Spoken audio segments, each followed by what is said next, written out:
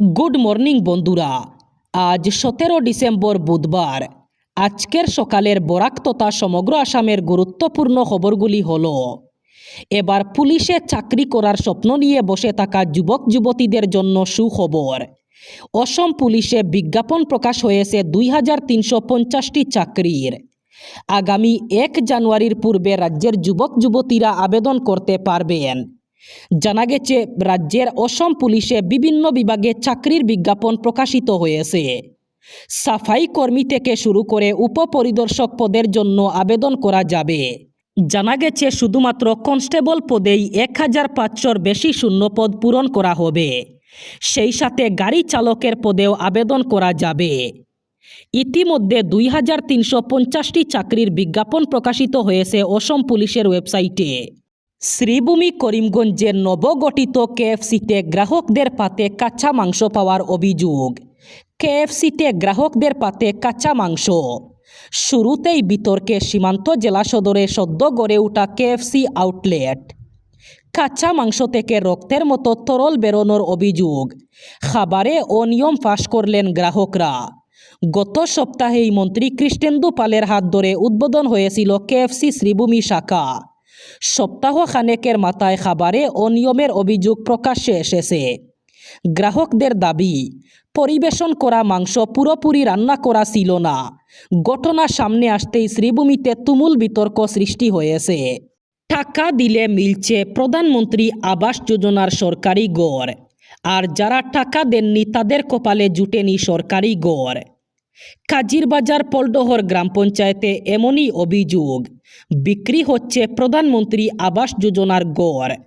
শাসক দলের নেতা পাতিনেতাদের দৌরাত্মে নাজেহাল গরিব দুস্থ জনগণ। স্থানীয় বিধায়ক তথা মন্ত্রী কৃষ্ণেন্দু পালের হস্তক্ষেপ চাইলেন জনগণ।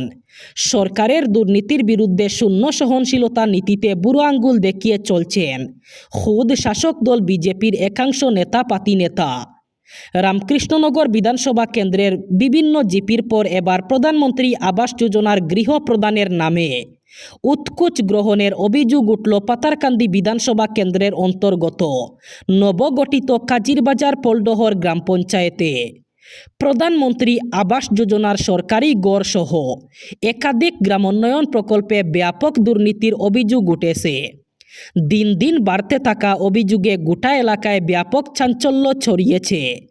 শাসক দলের কবজায় থাকা জিপিতেই এভাবেই প্রকাশ্যে অভিযোগে চাঞ্চল্য ছড়িয়েছে। জমি সংক্রান্ত দীর্ঘদিনের বিবাদকে কেন্দ্র করে রক্তক্ষয়ী সংঘর্ষে উত্তাল হয়ে উঠল হাতিকাল বাজার এলাকা। দুই পক্ষের সংঘর্ষে পুরুষ মহিলা মিলিয়ে অন্তত 12 জন গুরুতর আহত হয়েছেন। আহতদের মধ্যে 10ম শ্রেণীর এক ছাত্রী সহ আরও কয়েকজনের অবস্থা আশঙ্কাজনক বলে জানা গেছে। আহতদের উদ্ধার করে ভর্তি করা হয়েছে শিলচর মেডিকেল কলেজ হাসপাতালে। স্থানীয় সূত্রে জানা যায়, হাতিকাল বাজারের বাসিন্দা জামাল উদ্দিন এবং আলতাফ উদ্দিন। এই দুই পক্ষের মধ্যে বাজার এলাকার একটি জমি নিয়ে দীর্ঘদিন ধরে বিবাদ চলছিল। অভিযোগ, সোমবার রাত আনুমানিক 10টার দিকে আলতাফ উদ্দিন পক্ষের 20-25 জন লোক দলবদ্ধভাবে অস্ত্রশস্ত্র নিয়ে জামাল উদ্দিন পক্ষের বাড়িতে হামলা চালায়। আকস্মিক হামলায় জামাল উদ্দিন পক্ষের নাবালিকা সহ মোট 10 জন গুরুতরভাবে আহত হয়েছেন। পাল্টা আক্রমণে অপর পক্ষের 2 জন সামান্য আহত হয়েছেন।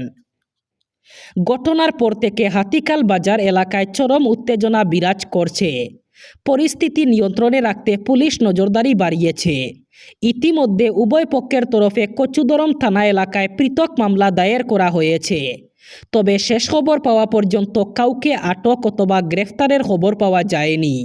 এবার হজযাত্রীদের সর্বাঙ্গীন স্বাচ্ছন্দ্য প্রদানের জন্য কেন্দ্রীয় সরকার এই সংক্রান্ত পরিকাঠামোর আধুনিকীকরণের জন্য বিভিন্ন উদ্যোগ গ্রহণ করেছে। হজ সুবিধা মোবাইল অ্যাপ এবং সম্পূর্ণ ডিজিটাল পোর্টালের মাধ্যমে অনলাইনে এখন নাম নিবন্ধীকরণ, স্বাস্থ্য সংক্রান্ত তথ্য আপলোড সহ নানা সুবিধা নিশ্চিত করা হয়েছে। হজযাত্রীদের চিকিৎসা পরিষেবার জন্য 24 ঘন্টা ক্লিনিক, মোবাইল মেডিকেল টিম, দন্ত চিকিৎসক সহ জরুরি পরিষেবার ব্যবস্থা করা হয়েছে সৌদি আরবে। মক্কা এবং মদিনায় হজযাত্রীদের যাতে কোনো সমস্যার সম্মুখীন হতে না হয় তার জন্য যে বাড়িগুলিতে তারা থাকবেন সেগুলিতে গিয়ে প্রয়োজনীয় পরিদর্শন করা ছাড়াও এয়ারপোর্টে যাওয়া আসার জন্য প্রয়োজনীয় ব্যবস্থাপনা এবং মিনা আরাফাতে বাতানুকূল সুবিধাযুক্ত তাঁবুর ব্যবস্থা করা হয়েছে।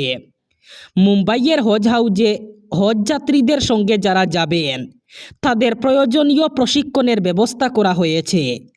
এই প্রশিক্ষণ বিভিন্ন আঞ্চলিক কেন্দ্রেও পরবর্তীতে দেওয়া হয়েছে।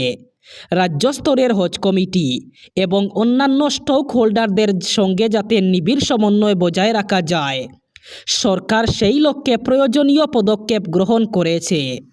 শিলচর শহরে দীর্ঘদিনের যানজট সমস্যা নিরসন এবং আধুনিক নগর পরিকাঠামো গড়ে তোলার দাবিতে ফ্লাইওভার নির্মাণের পক্ষে গণস্বাক্ষর অভিযান শুরু করল flyover demand committee Silchar.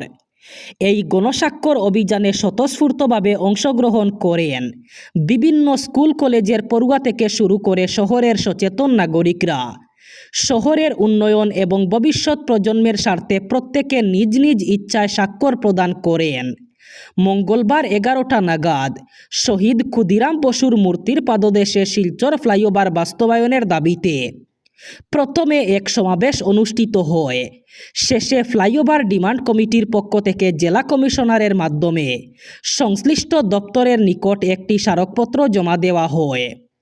স্মারকপত্র Silchar শহরে দ্রুত ফ্লাইওভার নির্মাণের দাবি জানানো হয়, যাতে যানজট সমস্যা লাঘবের পাশাপাশি শহরের সামগ্রিক উন্নয়ন ত্বরান্বিত হয়। পশ্চিমবঙ্গে নতুন এক বিতর্কের জন্ম দিয়েছে বিশ্ব হিন্দু পরিষদ অর্থাৎ বিএইচপি। এই সংগঠন প্রাক্তন তৃণমূল কংগ্রেস বিধায়ক হুমায়ুন কবিরের বিরুদ্ধে মুখ্যমন্ত্রী মমতা বন্দ্যোপাধ্যায়ের কাছে অবিলম্বে একটি এফআইআর নথিভুক্ত করার দাবি জানিয়েছে। তাদের অভিযোগ, হুমায়ুন কবির ধর্মীয় বিদ্বেষ ছড়াচ্ছেন। অভিযোগ অনুযায়ী পশ্চিমবঙ্গে একটি বাবরি মসজিদ নির্মাণের ভিত্তিপ্রস্তর স্থাপন অনুষ্ঠানে হুমায়ুন কবিরের ভূমিকার পরই এই দাবি উঠেছে। বিএইচপি ভারতীয় ন্যায় সংহিতার 196 এবং 299 ধারা সহ অন্যান্য প্রাসঙ্গিক ধারায় কবিরের বিরুদ্ধে মামলা করার দাবি জানিয়েছে। বিএইচপির সভাপতি অলোক কুমার মুখ্যমন্ত্রীর কাছে লেখা চিঠিতে পরিষ্কারভাবে উল্লেখ করেছেন যে এই ঘটনার নামকরণ এবং সময় অত্যন্ত উদ্দেশ্যপ্রণোদিত। বিএইচপি মনে করে অযোধ্যা বিবাদের সঙ্গে যুক্ত মুঘল শাসক বাবরের নামে মসজিদের নামকরণ কোনো নির্দোষ নয়, বরং এটি একটি পরিকল্পিত রাজনৈতিক বার্তা। মমতা বন্দ্যোপাধ্যায়কে চিঠিতে লেখা বাবরের জুলুমের কথা স্মরণ করিয়ে অলোক কুমার বলেন, হিন্দুদের মধ্যে বাবরকে ব্যাপকভাবে কেবল একজন ঐতিহাসিক শাসক হিসাবে নয়, বরং নিষ্ঠুরতা, ধর্মীয় নিপীড়ন এবং হিন্দু ধর্মীয় স্থান ধ্বংসের সঙ্গে যুক্ত একজন বিদেশি আক্রমণকারী হিসাবে দেখা হয়। বিশেষভাবে অযোধ্যায় তার শাসনকালে নির্মিত মসজিদের ঘটনাটি এর প্রকৃষ্ট উদাহরণ।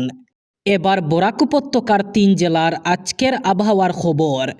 আজ 17 ডিসেম্বর বুধবার বরাক উপত্যকার 3 জেলায় গরম থাকার সম্ভাবনা।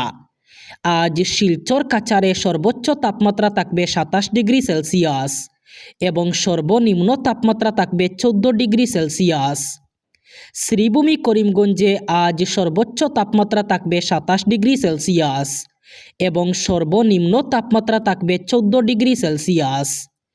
একইভাবে হাইলাকান্দি জেলায়ও আজ সর্বোচ্চ তাপমাত্রা থাকবে 27 ডিগ্রি সেলসিয়াস এবং সর্বনিম্ন তাপমাত্রা থাকবে 14 ডিগ্রি সেলসিয়াস। এই ছিল আজকের সকালের গুরুত্বপূর্ণ খবরগুলি। ভিডিওটি অবশ্যই লাইক করবেন এবং চ্যানেলটি সাবস্ক্রাইব করবেন।